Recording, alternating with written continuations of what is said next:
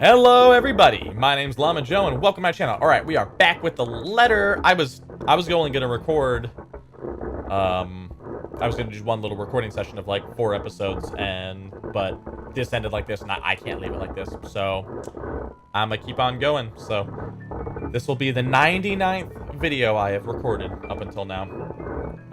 And so the next one will be 100. But after this, I'm not recording another one because I'm hungry and really want some food. So anyway, with that being said, let's get into this. The rest of it never makes it out of my mouth as something heavy and grating sounds from the end of the room. A harsh, booming noise rending through the eardrums of everyone in the room. All at once, the 3 of them are on their feet while I quickly palm for my gun on the table. However, before I can pull it up and remove the safety, the whole racket stops. Stillness descends on the room, and amidst the sudden hush, the 4 of us exchange anxious glances.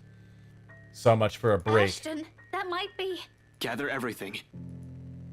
No questions asked. They waste no time getting to work, piling up the documents we've been reading through. Even Isabelle is unusually silent as she gathers everything in her arms. Her own movements sharp and precise, a deep furrow in her brow. There's fear, but something hardened and urgent overshadows it. But the moment doesn't last. Before we can even finish, another noise ups the tension already gripping the place.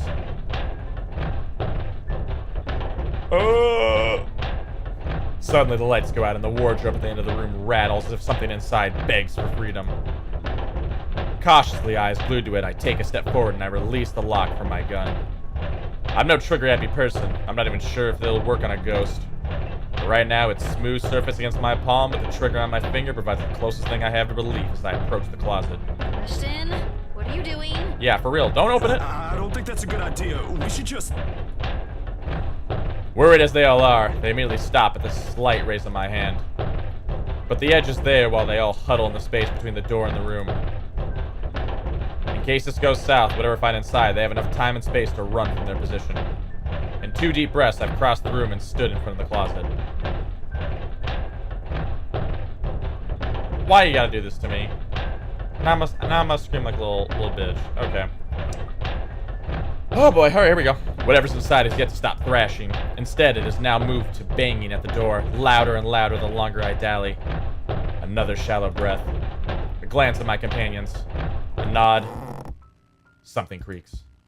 Then in the next moment, I'm grasping at the handles and swinging the door wide open to reveal... nothing. Well, that's the thing. I know nothing's gonna be inside. But then something's gonna, like, come behind them or something. Right away, I part the clothes hanging on it, and still none. No ghost. No woman. Not a single trace of whoever's inside. Confused, I glance back towards my companions, only to see them mirroring the same expression on my face. The noise has finally stopped, but I'm quite sure it isn't my imagination. Or maybe it is, and I'm just too strung up that my head's now making things up. Whatever the case is, we need to get out of here as soon as possible. This only confirms we aren't safe anywhere. Without bothering to close it, I move back, ready to leave. Adrenaline now coursing through every vein of my body. Nope. You finna get grabbed. You finna get grabbed, boy. In the next second, I'm barking orders and... We should go. Everyone, we need to... Ah! Yep. Called it! I'm sent sprawling on my back as something cold catches my ankle and yanks. Oh! Oh no. The resulting fall knocks the wind out of me. Pain racks my whole spine and the back of my head as it collides against the floor, with force enough to dislodge my own brain from my skull. A moment lasts before stars fade from my vision, and then I sense it. Cold tendrils twisting around my ankles, the smell of vile rot assaulting my nose, nauseating, sickening. Well, I'm getting ready for some... Ooh, a foul smell draining every feeling in my body. The moment her horrid laughter, still as unpleasant and vicious as the last time I've heard it, reaches my ears. My eyes snap open.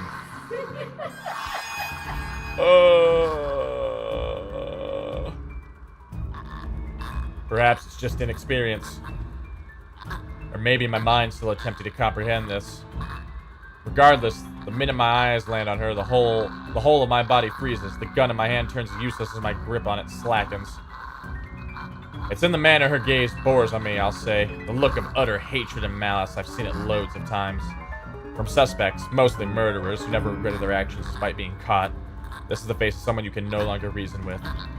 And I know, the moment she laughs again and starts dragging me towards her, it's already going to be the... Ashton, snap out of it! No.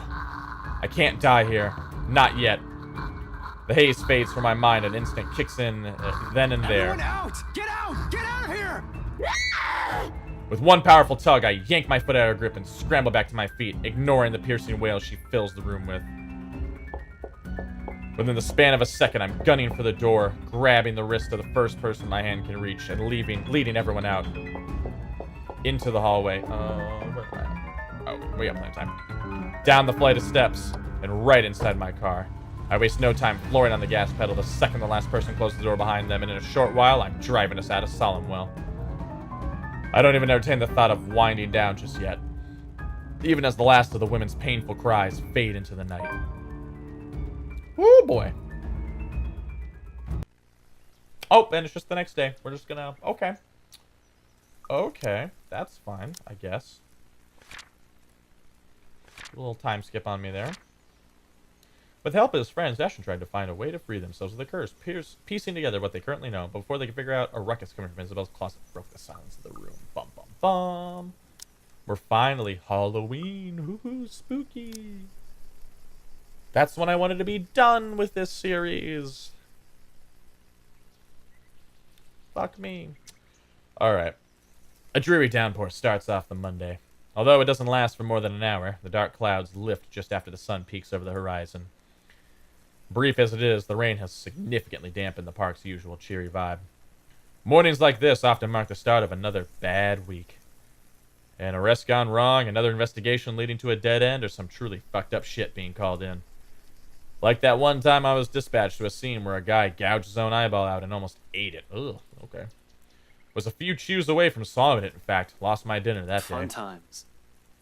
Of course, I doubt anything can top getting cursed by a damn chain letter of all things. This was the sort of stupid thing people pass along as a prank through emails and text messages, for fuck's sake. A ghost chasing after you just puts the icing on that cake. So far, all we've done is run, snoop about, read stuff, and run again. It frustrates me to no end how we're still no closer to an answer. Even my car reflects the state of mind it's in. Photocopies of documents litter every available surface. Scattered all over the place, spilling from the passenger side and into the back seat, making an entire mess of what little space there is. Not that I'm any better. My last shower was 24 hours ago. I haven't slept at all. And my last meal was that chocolate porridge thing Isabella offered. The way I am now, I'll definitely get a scolding. Rebecca will definitely give me an earful and tell me to take care of myself better. Say that I'm killing myself on the job. I can already hear Isabella complaining how dark the bags under my eyes are getting, and about how I reek and how I need to shower pronto. I can rest easy when this is all over. It's not that I can't feel the pang of hunger. With that woman chasing after you, it's difficult not to feel anything other than horror. The rush of adrenaline coursing through my veins and my desperation to survive. In fact, I can still sense the ghost of her touch from last night. Ugh. Her bony digits wound tightly around my ankle, and that horrid smile she has on her as she pulls me closer. The memory is enough to send a shiver up my spine and make me antsy. Perhaps the only thing comforting about this is the sight of my gun nearby. From my dashboard, sunlight glints off of Ophelia's surface. That's a weird name for her, but okay. Normally, I keep it hidden in a compartment. Luxburn police regulations only allows authorized people to carry firearms, and even those are limited. I do have that authorization, but I never really saw the need for its use when the standard issue tasers are more than good enough to incapacitate anyone. If not, I can always throw them on the back. Those judo lessons Dad forced me to get as a kid has its uses too. On a ghost, though, all of those will probably yield the same result. They're all useless. Might as well use it as a stick. However, it's the feeling of ease I'm after, or what little of it I can gather from it. The awareness that I, at least, have something to protect myself with in case things go wrong. That I can still protect the people who are still depending on me despite the missteps I've taken. Ooh, man, I'm getting stiff. Oh, I knew starting another recording was a bad idea. But okay, it is what it is. That doesn't take the edge off, though. The feeling that your whole body has been strained far beyond its capacity. Frankly, I'm already running out of steam. The only thing pushing me right now is knowing someone's still depending on me. Oh, my gosh. Oh, stretch is still in order, though. I've been sitting here since last night. Soon, I step out from my car, closing it behind me with a thud as I take in my surroundings.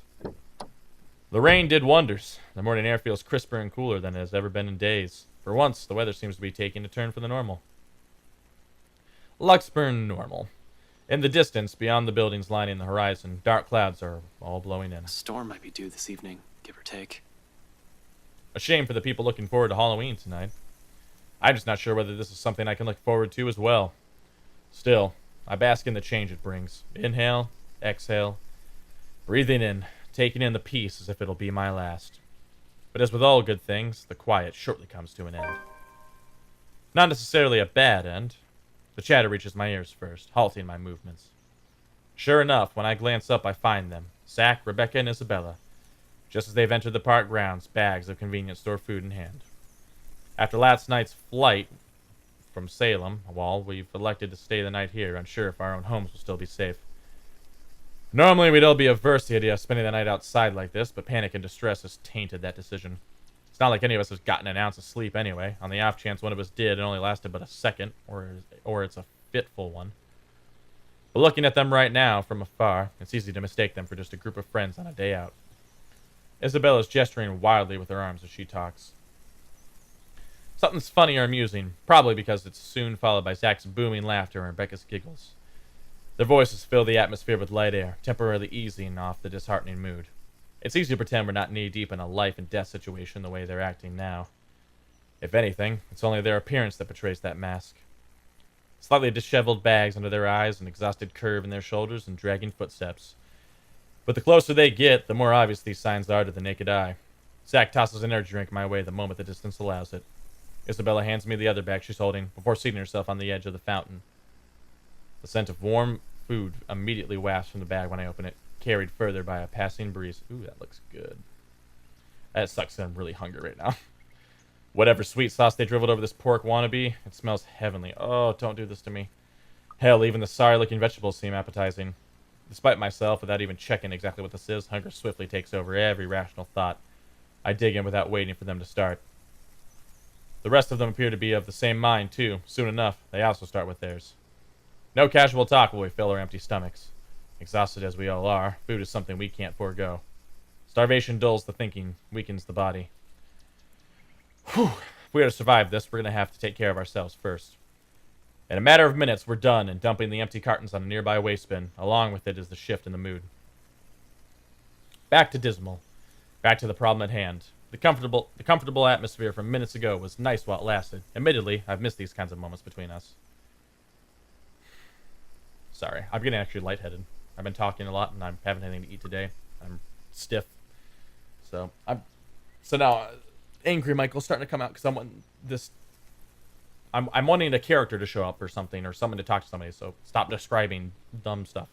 We never had the chance, always busy on some project or work, the things we've taken for granted. Now we're realizing how valuable they are. The world has an awful sense of humor. While the ones we've just had is short-lived, it's another thing I want to look forward to. If we ever free ourselves from this damn curse, I'd like to believe there's a way. For now, we have to focus back on the present. This. Oh my god, dead people. The letter. The curse. It's not simple to bring these up, but necessary. What now? Where do we go from here? Thank you. Okay. Sorry guys, I'm not in a good place right now. I need some food.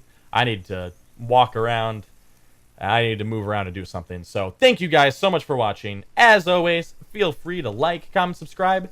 Tell me what you like. Tell me what you don't like. And I'll do the best I can to make it right. I'm Llama Joe, and I'll catch you guys later.